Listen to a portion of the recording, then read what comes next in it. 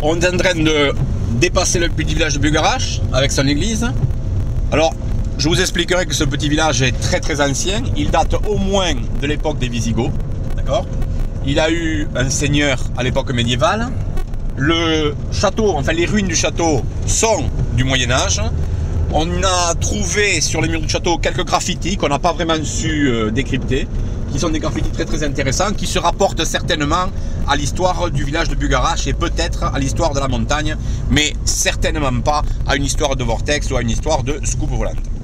Et donc nous sommes ici au croisement entre Camps-sur-l'Agly et Saint-Louis-Paraou et nous abordons donc la route de Saint-Louis-Paraou puisque nous allons filmer depuis un belvédère magnifique qui va vous permettre de voir la zone la plus importante de la montagne de Bugarache.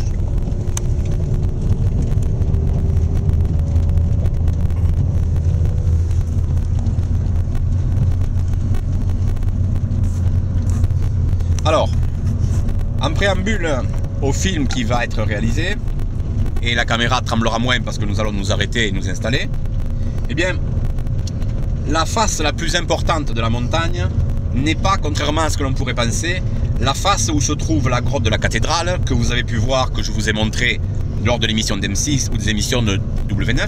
La face la plus importante, on y arrive, c'est la face, on va dire, qui fait face au sud. D'accord ? C'est la face sud. Il y a une zone particulière dans laquelle pourrait se trouver une grotte, bouchée ou camouflée. Et si quelque chose doit un jour se passer dans cette montagne, si quelqu'un doit découvrir quelque chose, si quelque chose doit sortir de la montagne, eh bien, vous serez aux premières loges puisque nous allons vous filmer la zone à partir de laquelle vous allez pouvoir éventuellement voir quelque chose. Alors, je précise aussi que notre équipe, donc de l'association ARA, Association Racines et Recherche Audoise, notre équipe va s'installer systématiquement jusqu'au 22 décembre. Elle sera installée sur ce qui nous semble être la seule zone à partir de laquelle on peut véritablement filmer la montagne et on peut observer ce qui éventuellement pourrait se passer.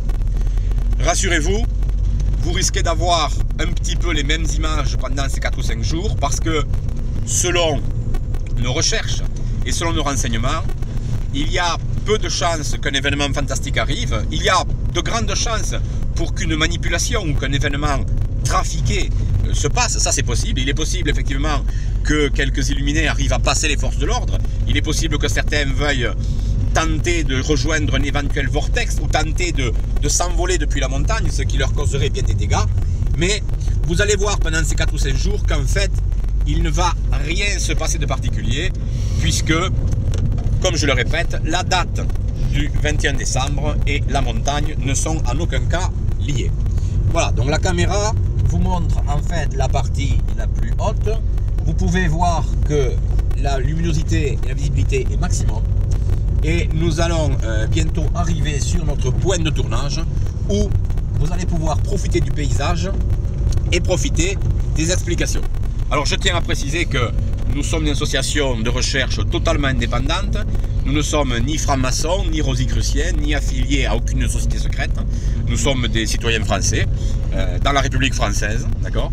Et les reportages que vous allez pouvoir suivre à partir d'aujourd'hui sont des reportages faits par des gens qui ont tous au minimum 20 ans de recherche sur ce sujet. Voilà, donc on s'arrête, on va couper la caméra.